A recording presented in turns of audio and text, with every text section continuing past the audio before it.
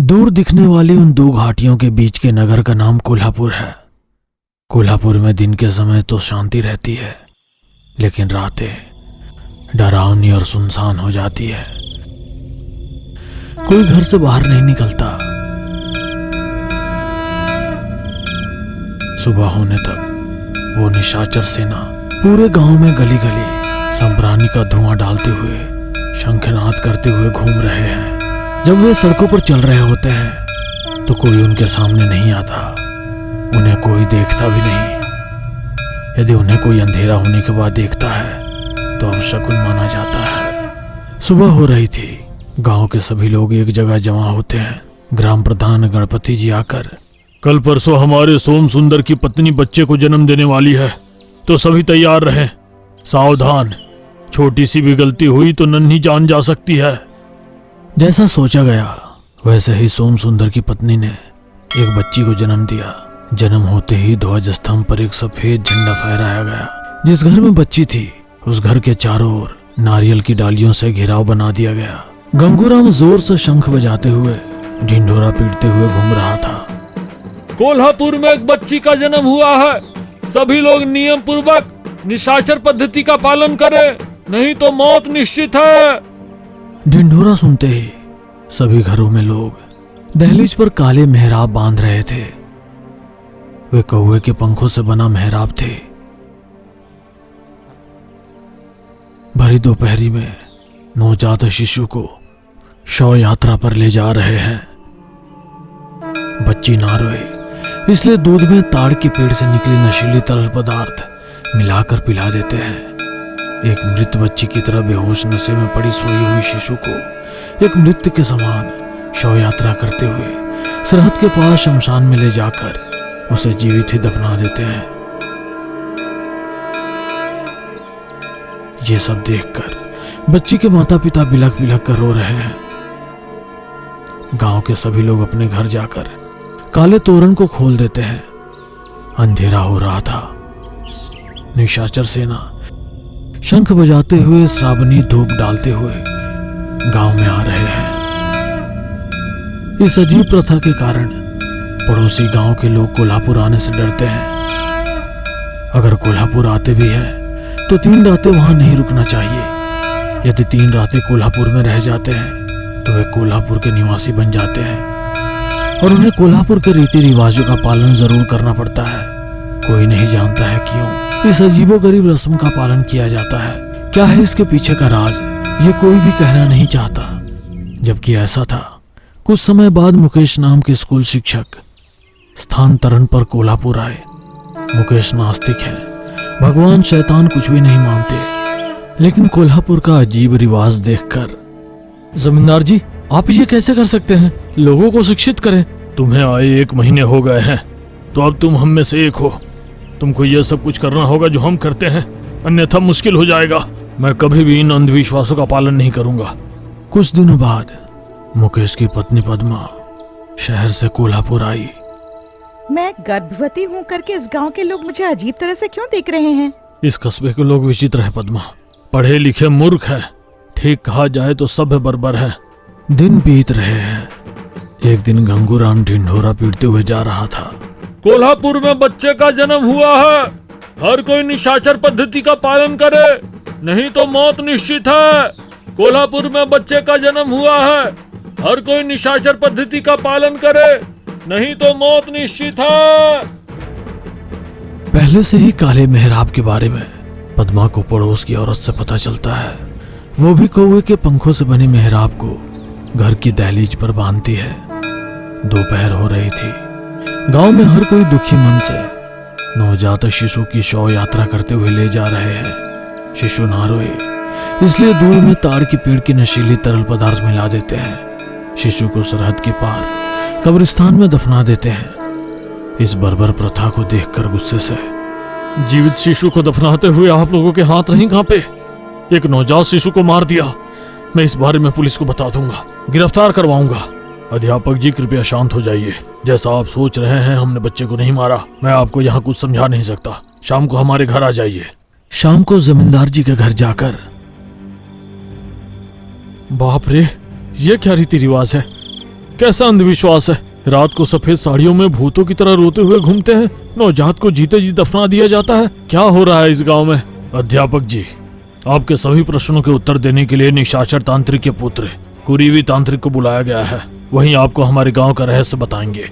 हम अपने गांव का रहस्य बाहरी लोगों को नहीं बताते हैं, लेकिन हम आपको बताएंगे क्योंकि अब आप हमारे गांव के नागरिक हैं। करीब 40 साल पहले एक गांव में एक तांत्रिक रहता था। उसका नाम था नरकेतका। वो अपनी पत्नी रक्कू के साथ गांव के अंतिम छोर पर पहाड़ी की चोटी पर रहता था। वे और मेरे पिता निशाचर तांत्रिक मित्र थे। मेरे पिता दिव्य शक्ति की उपासना करते थे और वे प्रेत शक्ति। नरकेतक, तुम्हारी शक्ति 4 लोगों के काम आनी चाहिए। भूत प्रेतों की पूजा बंद करो। जिस देवता की तुम पूजा करते हो वे वरदान देना चाहे तो उनकी एक सीमा होती है, लेकिन मैं जिस प्रेत शक्ति की उपासना करता हूँ वे मुझे असीमित वरदान दे सकते हैं। निशाचर, शीघ्र ही पंचग्रह कुटुंबी रविवार अमावस है। अगर उस दिन मेरी संतान पैदा होगी तो जो पैदा होगा बहुत बलवान होगा। उसकी वजह से मैं 600 साल जीवित रह सकता हूँ। उसी दिन की प्रतीक्षा कर रहा हूँ। नरकेतक की पत्नी 7 महीने की गर्भवती थी। नरकेतक के मन के विचार को रक्कू नहीं जानती थी। उस दिन रविवार था, अमावस्या। पंचग्रह कुटुंबी में अभी 2 घंटे शेष थे। इस बीच में अपनी पत्नी का पसंदीदा खीर लाकर देता है। तुम्हें पसंद है ना, इसलिए मैंने ही इसे बनाया है। काजू का खीर खाओ। इसमें जो दवा है उससे तुम्हारे गर्भ का शिशु जीवित बाहर निकल जाएगा। मेरे पिता ने घर में कुछ चक्र बनाकर कौड़ी से हिसाब करके और देखकर, ऐसा नहीं होना चाहिए। अगर वो पैदा होगा तो प्रलय का कारण बनेगा। भागकर ग्राम प्रधान के पास जाकर, मार्तंड नायक जी, आज रविवार, अमावस्या और पंचग्रही कुटुंबी भी है। यदि इन घड़ियों में नरकेतक को संतान हुई तो जनहानि होगी। 1 लाख लोगों को खा जाने वाला प्रलय कारक होगा। ऐसे उस बालक के जन्म कुंडली में है। कुरूबी भी तुम्हारी तरह का एक तांत्रिक है ना? क्या वो ये सब नहीं जानता है? लेकिन अभी उसकी पत्नी के 9 महीने पूरे भी नहीं हुए हैं। वो जिस शक्ति की उपासना करता है वो विनाश के लिए है। मैं जिस शक्ति की उपासना करता हूँ अच्छे के लिए। वो जानबूझकर इस घड़ियों में बच्चा पैदा करना चाहता है। यदि वो बच्चा पैदा होता है तो नरकेतक की आयु 600 बरस बढ़ जाएगी। हम बच्चे के जन्म को कैसे रोक सकते हैं? लेकिन तुम्हारी बात पर विश्वास करके हम माँ और बच्चे के पास कैसे जा सकते हैं? जो पैदा होगा वो एक लड़का है। वो पैदा होते ही 28 दांतों के साथ पैदा होगा। पेट के ऊपरी भाग के 6 उंगलियां वाला हाथ लटका होगा। अगर आपको विश्वास नहीं है तो चलकर देखिए। अगर मेरे कहे अनुसार शिशु का जन्म नहीं हुआ तो मुझे वही मौत के घाट उतार दो। वो दवा मिला हुआ खीर खाकर रुक्कू समय से पहले ही बच्चे को जन्म दे देती है। वो ठीक वैसा ही था जैसे निशाची ने कहा था। रुक्कू को होश नहीं था। नरकेतक प्रेत शक्ति को कुछ तांत्रिक पूजाएं कर रहा है। ये बच्चा जीवित नहीं रहना चाहिए। नरकेतक को बंदी बनाना चाहिए। ऐसा कहते ही कुछ लोगों ने नरकेतक के सिर पर लाठियों से वार करके मार डाला, लेकिन वे नहीं जानते थे कि तब तक वह बच्चे को जन्म देकर 600 साल का आयु बढ़ा चुका है। लेकिन शरीर मर जाता है और आत्मा की उम्र धरती पर 600 साल होती है। निशाची, क्या करें इस बच्चे का? यह आने वाला जल प्रलय का कारण है, इसलिए इसे जल समाधि कर दो। उस नवजात शिशु के रोने से पूरी पहाड़ियां गूंज रही है। बच्चे को एक बहती नदी में ताड़ की पत्तों की टोकरी में रखकर पानी में छोड़ दिया गया। पानी पर तैरते तैरते जाकर टोकरी डूब जाती है। तब तक बच्चे के रोने से गूंजती पहाड़ियां खामोश हो गई। वहां नरकेतक जो आखिरी सांसें गिन रहा था, बेहोशी की हालत में पड़ी रुक्कू को उठाकर, रुक्कू तांत्रिक की औलाद है इसलिए गांव के लोगों ने मुझे पीट कर हमारे बच्चे को मार डाला। मेरी आत्मा 600 वर्षों तक प्रेत शिला में जीवित रहेगी, लेकिन शिला को छोड़कर बाहर नहीं आ सकती। तुम प्रेत शिला के पीछे वाले अग्निकुंड में कूदकर अपना सजीव दहन बलि चढ़ा दो। तुम अमर प्रेत आत्मा बन जाओगी और इस गांव से बदला ले सकोगी। हमारे बच्चे को मारने वाले के वंश में पैदा होने वाले 3 साल के भीतर के बच्चे को वहीं पर जल समाधि करना होगा जहां पर हमारे बच्चे की मौत हुई थी। मुझे मानव रूप मिल जाएगा और हमारा बच्चा जीवित हो जाएगा। नरकेतक के बताए अनुसार रुक्कू सजीव दहन बलि देकर मर गई। कई सालों तक गांव को पीड़ित करते हुए अपने बच्चे का मृत स्थान का पता लगाती है, लेकिन ये पता नहीं चल पाया कि बच्चे की जल समाधि किसने की है। ये जानने के लिए सिर नीचे पैर ऊपर करके बिना आंख खोले प्रेत शक्ति के लिए तपस्या करती है। इस गांव में किसी की भी संतान पैदा होने पर उसे मरना होगा। गांव छोड़कर सरहद पार कर भी ले तो भी नहीं छोड़ूंगी। जैसे ही पेट में शिशु आता है उसके प्राण मेरे मेरे बच्चे को मारने वाले इस कस्बे के लोगों को माँ का प्यार, बच्चे का प्यार नहीं मिलना चाहिए। राक्षसी भूत, मैं तपस्या में रहूंगी। तुम मेरे कहे अनुसार गांव में पैदा हुए बच्चों को मार डालो। अपने राक्षसी भूतों को गांव में भेज दिया। वो 40 वर्षों से उन पर्वतों और गुफाओं के अग्निकुंड कुआं में तपस्या कर रही है। उसके श्राप से बचने के लिए हम वही कर रहे हैं जो हमारे पिता निशाची ने हमें कहा था। रात में हम शंखनाद कर रहे हैं ताकि राक्षसी भूतों को बच्चों के रोने की आवाज सुनाई ना दे, छोटे बच्चों की गंध ना आए, इसलिए हवा में सवारनी का धुआं उड़ा रहे हैं। निशाची सेना में मेरे साथ 3 लोग आते हैं। लेकिन बच्चों को मारना गलत है ना? उन बच्चों को कब्र के तल में सुरंग के द्वारा सरहद पार कराते हैं। 3 साल तक का बच्चा अपने माता पिता से दूर पड़ोसी गांव में पलता है। 3 साल पूरा होने के बाद उस बच्चे को अपने माता पिता के पास पहुंचाते हैं। और ये सब कब खत्म होगा? पता नहीं, हमने बहुत प्रयत्न किए लेकिन सफल नहीं हुए। हम उस आग के कुएं से रुक्कू की आत्मा को बाहर नहीं निकाल सके। और उस नरकेतक की आत्मा? वो अभी भी उसी शिला में है। 600 साल तक उस आत्मा को शांति नहीं है। इस गांव को नमस्कार। मैं जल्द ही जगह बदलवाकर दूसरे शहर चला जाऊंगा। जब आपकी पत्नी 6 महीने पूरे करके 7वें महीने में प्रवेश करेगी तो गर्भ में पल रहा बच्चा पूर्ण जीवन प्राप्त कर चुका होगा। तब आप किसी भी गांव में चले जाएं, वे भूत आपको नहीं छोड़ेंगे। मुकेश निसहाय होकर बच्चे के पैदा होने पर इस गांव में रीति रिवाजों और परंपराओं का पालन करने के लिए तैयार हो गया। लेकिन और 2 दिनों में पंचग्रह कुटुंबी रविवार अमावस्या 40 साल बाद आने वाला है।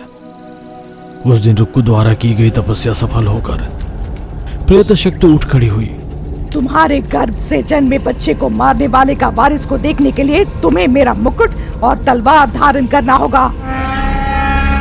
ऐसा कहकर अपना मुकुट और तलवार देती है। मेरे पति और बच्चे फिर कब जीवित होंगे? तुम्हारे बच्चे की आयु नहीं है, चाहे कुछ भी करो वो जीवित नहीं होगा। तुम्हारे पति ने स्वार्थी बनकर उस 7वें महीने में ही तुम्हारे हाथों दवा खिलाकर समय से पहले जन्म देने के लिए मजबूर किया। यही कारण है कि वो पंचग्रह कुटुंबी में पैदा होकर दुष्ट कुंडली वाला बन गया। उस दिन जो कुछ हुआ था सब बताकर प्रेत शक्ति गायब हो गई। मेरा बच्चा जीवित नहीं हो सकता तो क्या हुआ? जिन्होंने उसे बेरहमी से मार डाला उन लोगों के बच्चों को मार डालूंगी। प्रेत शक्ति द्वारा दिए गए मुकुट को धारण करते ही बहुत से नवजात शिशु दिखाई देते हैं, उसके बच्चे की मौत का कारण बनने वालों के वंशज। लेकिन सभी के चेहरे उसे अपने बच्चे जैसे दिख रहे हैं। वे उसे अपने बच्चों की तरह दिखते हैं। उन्हें मारने का दिल नहीं करता। ये सब मेरे बच्चे जैसे हैं। माँ किसी की भी माँ होती है। मैंने अपनी पति की गलती की वजह से अभी तक बहुत सी जानें लेकर बहुत पाप संचय कर लिया है। उसने प्रेत शक्ति द्वारा दी गई तलवार से शिला रूप में स्थित नरकेतक की आत्मा का संहार करके खुद भी गायब हो जाती है। मुकेश की पत्नी बेटी को जन्म देती है। कोल्हापुर की किसी भी शक्ति या रीति रिवाजों का पालन किए बिना माताएं अपने बच्चों के साथ खुशी से जीवन बिता रही हैं।